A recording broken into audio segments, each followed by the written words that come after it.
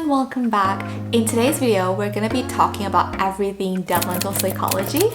So in my last video where I talk about what is psychology, a lot of you guys have requested me do a video on developmental psychology specifically. So it seems that there's a lot of interest in this field. And of course, I'm no expert in this area. I'm more of a social psychologist. So today I invited my good friend Dr. Kana Imuta, who is an international developmental psychologist as well as lecturer at the University of Queensland, to help us answer some questions about the field. So Kana and I chatted about everything developmental psychology, from what is the field about, what are some current trends in research.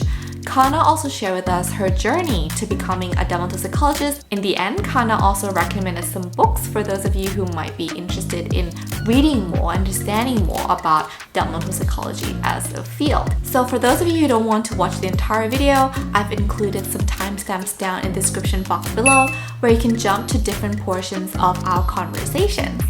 So without further ado, let's jump into it. Hi everyone, so welcome back. Today's video, we're really lucky to have Kana here, who's a developmental psychologist at the University of Queensland in Brisbane, Australia. And Kana will help us answer some questions about what is developmental psychology.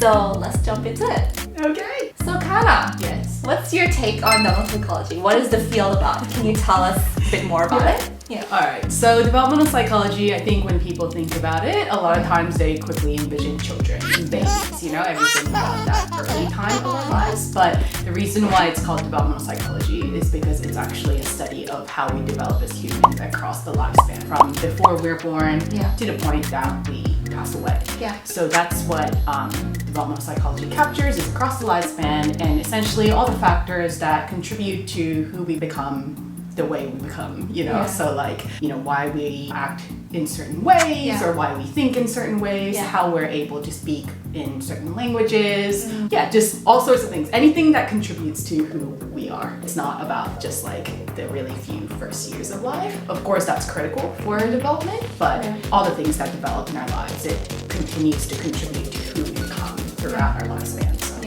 So what are some of the current trends in developmental psychology movement? What are people interested in knowing about? Okay, so I guess this is current, but it's probably been going for the last 1 or 2 decades. I think a lot of developmental psychologists are really excited about what young infants are capable of doing. Yeah. So this stuff on, oh my gosh, little babies can understand the fundamentals of physics. Or they're smart. They're so smart. They're baby geniuses, right? So this has been something that's been captivating a lot of researchers for the last few decades. But more recent studies are starting to focus on that kind of middle childhood age range. So the primary, middle school kind of age range, 7 till 12, that kind of age range. There's actually surprisingly a scarcity of studies with that age range. That would be something that I would say is maybe not a hot trend, but I think a direction that we might be heading to here. And of course, in this day and age too, the older adult studies, that's something that's becoming more of a hot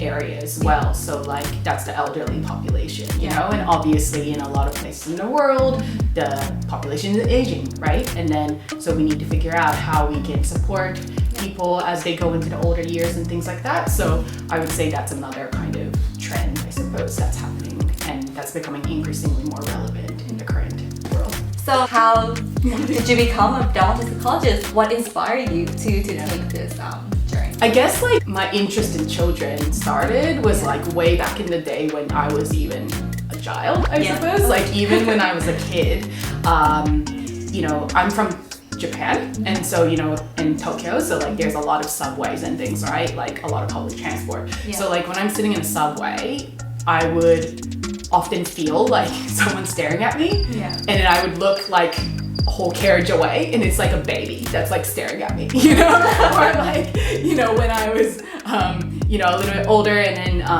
when some of my old teachers or something, they would be oh, do you want to come and help out with our preschool kids or something, and I would go and help someone teach or something. Kids just always loved me, I felt I've always been a kid back then. They just I want kind of put on my coat, that kind of thing. So I guess I've always kind of felt like it was like a calling in a sense to do something to help children learn. And also because I've been really blessed with having amazing teachers and educators throughout my life. They were just so critical to who I am now. So then I really believe in the importance of education. Felt like if I can do something that contributes to education and helping children learn and become, the best little humans they could be, I would like to do that, So that's where my interest, I suppose, came from. And my undergraduate was actually in neuroscience and economics. Yeah. Yeah, so that was I had a double degree for that. And the reason why I went neuroscience is because like in high school and such, like my strength was in sciences, especially biology. I loved biology. Yeah. Then I was also still fascinated with the side of like psychology and like children's development and things like that. And then when I found neuroscience as a degree, it's kind of merging that kind of, the bio side of things with also the psychology side of things. And that's why I was like, this looks like the perfect degree. Yeah. And econ's another story. But anyway, so that's what, so that's the degree that I did. But at the end of the day, I got my neuroscience degree, but then to do research with kids, it's quite difficult, for obvious reasons to do neuroscientific research. There's only ethical reasons. Yeah, ethical reasons. Also, it's neuroscience research is very resource intensive. It's very expensive, right? So, because you need the big fMRIs, and especially when you have to do it for, kid version and things like that. It's just like the complexities that come with that is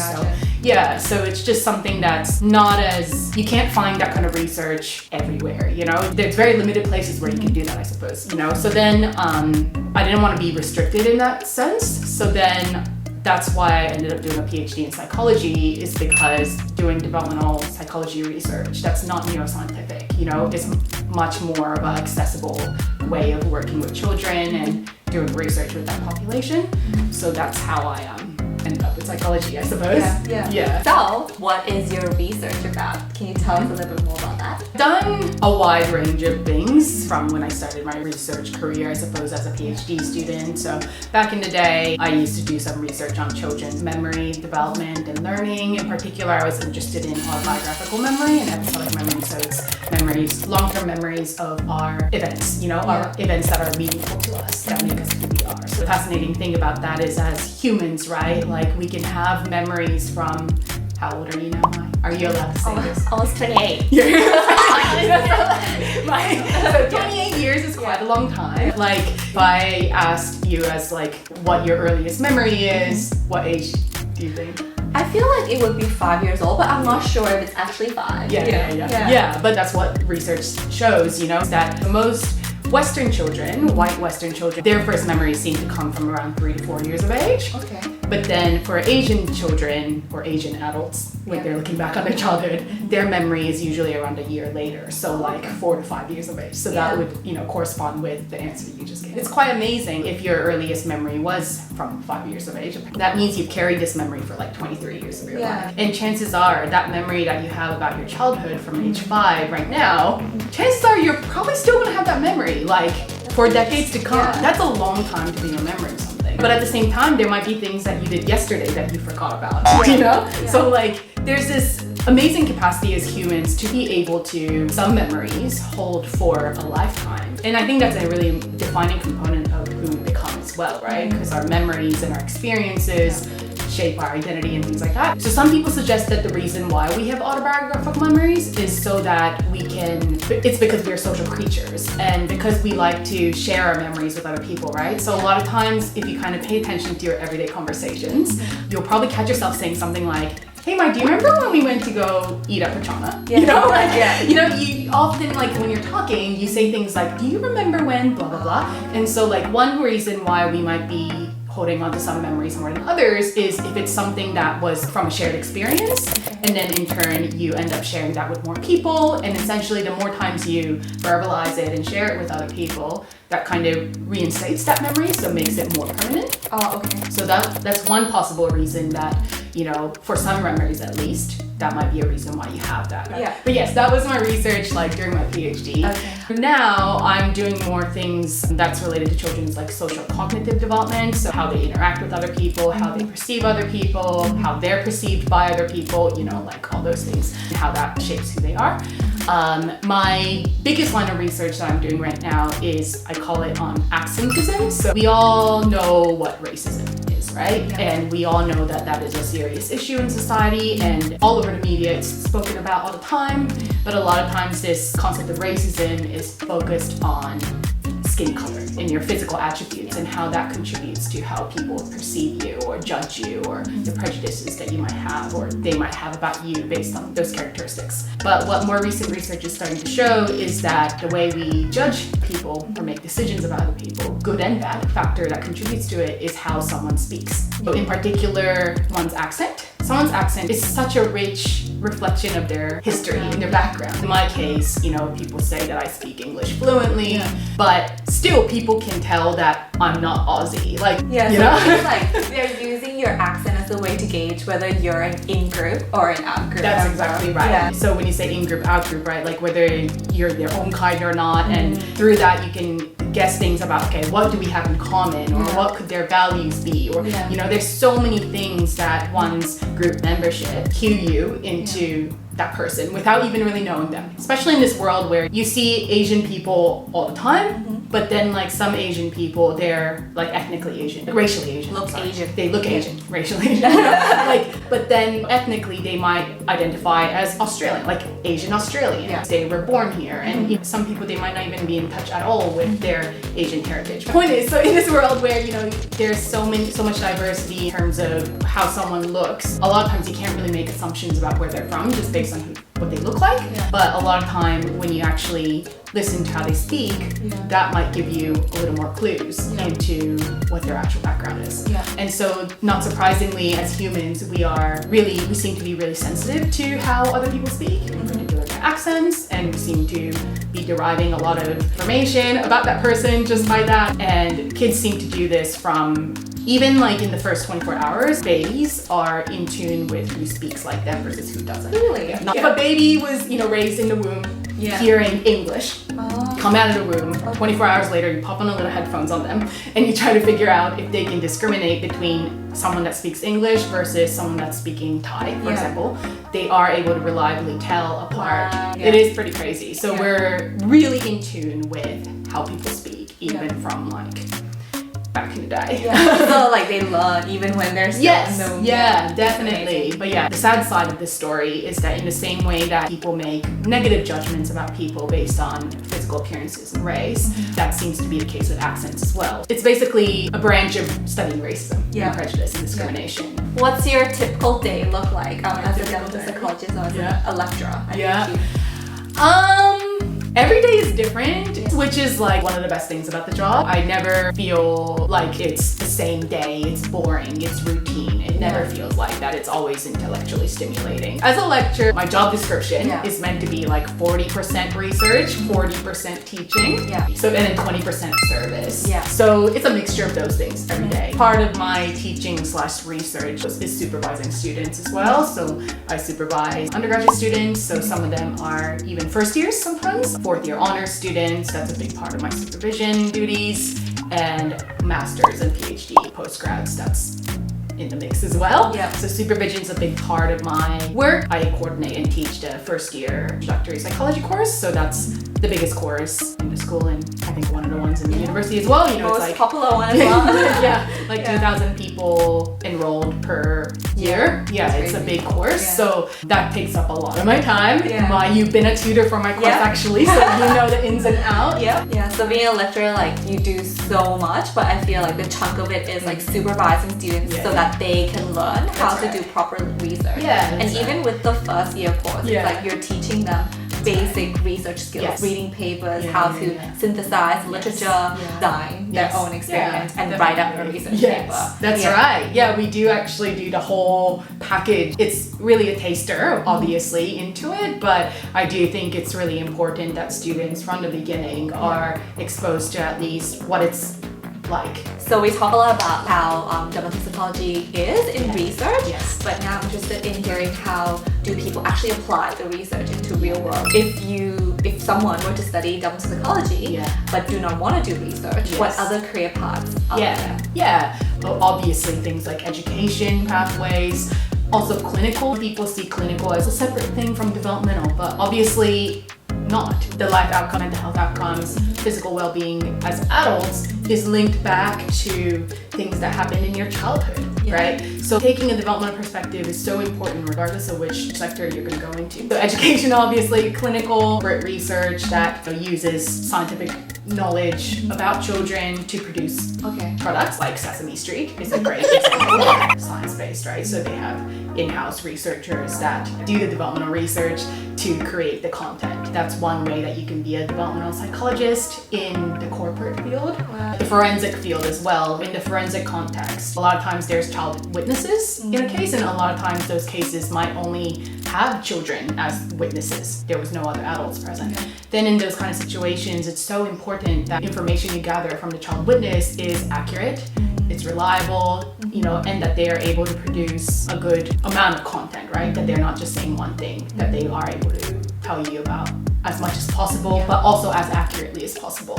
And that's actually so hard to do with children, hard to get them to talk. Because if you push them to talk, a lot of kids feel like they need to say things, so they might start making things up, right? So you don't want to get into that territory either because you need accurate information. Developmental psychology research also contributes to finding actually beneficial, practical ways to support child witnesses to produce accurate information as much as possible. What students would like to know, like if they're interested in pursuing developmental psychology and perhaps they're in high school or still studying undergraduate degree, what kind of skills do you think you would advise them to delve to so that they can pursue this career further? It's actually a difficult question. Honestly, I think for whatever it is that you want to go into, having that curiosity to learn more about it, whether it's watching YouTube videos that, teach you about these things, or this one. like this one. Or, reading books about it, or talking to people that are in that field if you ever have an opportunity to do so. Keeping your eyes and mind open, but then also getting practical experiences so you're not just book smart. I think that's really important as well, because you can read so much, but you probably won't understand it fully until you actually get those experiences. 100%. So I think curiosity is very important, and then go and put yourself out there to find those internship experience or volunteer experience. For me, at least, I did do trial and error. Like some of the things I tried out, I'm like, oh, definitely not going there anymore. But then it's not a waste of time because you realize that okay, I'm not gonna waste my time further pursuing what I don't like. That's exactly right. So go out there and get your experience. Go out there and get your experience. Working with children in a professional context is actually very different from playing with your niece or your baby sister. A lot of times students come to my office saying, oh, I really want to do an honors thesis in developmental psychology, and I go, oh, why do you want to do that? And they list all these anecdotes of the times that they babysat their sister's kid. Professionally working with children is a whole nother kettle of fish, That's why having experience learning to work with children in a professional context, once again, whether that's through volunteer or whatever, is so important. Kids are cute, but that shouldn't be the only reason why you're pursuing developmental psychology. That's exactly right. The last question. This is the last question. So, are there any book recommendations, podcast recommendations? So for books, there's a book called Scientist in the Crib, Alison Gopnik. Okay, I'll put the link. Yeah, you can. About how babies are the smart little scientist that's in the crib. The other one that ties into what I said earlier is about my field of research on accentism. The pioneering leaders of the field is this professor in the States called Catherine Kinsler. She wrote a book, I think last year, it was published, called How We Speak, I think. If you're interested, if that, what I, described earlier about the research on how we speak and how that influences how we get around in the world, that would be a fantastic book to explore because it brings together other research on that stuff. And the other recommendation, I suppose, that's coming from my more recent interest that I'm starting to hopefully begin some research on is the impact of, our childhood experiences on who we become as adults in terms of our mental health and physical health and the issues we might face as children and how that could lead to issues in adulthood. Yeah. So it's more kind of like this, merging of developmental and clinical. So there's one book called What Happened to You? I think it's by Oprah Winfrey. Yeah. And Bruce Perry. So Bruce Perry is a scientist. It's a researcher. He's a researcher that, is an expert in this stuff of it's about childhood trauma. And when we think about childhood trauma, I think a lot of times we think exclusively about like physical abuse or sexual abuse. But what, the more recent research is starting to really highlight is that childhood trauma can come in much more subtle ways, like emotional neglect. And emotional neglect, that in itself also sounds bad, but then when you're in a household that seems loving and whatnot, I think in this modern age, our parents are so busy, right? Adults are so busy where it's always go, go, go. So then a lot of times children, it's not that the parents don't love them, but a lot of times they have to, when they want something, they can't have it. Like when they want a little bit of cuddles, their mom and dad are too busy. There's these things that we might think are not a big deal. It's not like anyone's abusing them. But for a little child, when they want a little cuddle, that's so important. That's such an important need, right? Not a big deal to an adult, but it's so important that there's an adult there that soothes them, So anyway, it's about this stuff on how those early experiences and how that could be really contributing to how we process our emotions as adults and, overall how our mental well-being is. Yeah. But anyway, so What Happened to You is a good book to kind of get your eyes open on that. And there's another book called The Body Keeps Score. Okay. The Body Keeps Score, I think. And who's that by? Ooh. I can do. You can do your Google, but it's also by an expert on childhood trauma and the impact of that on adult outcomes. So that would be.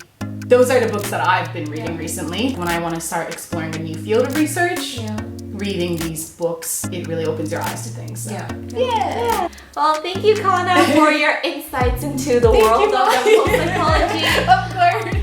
So I do hope you guys enjoy this video and find my conversation with Kana interesting and useful.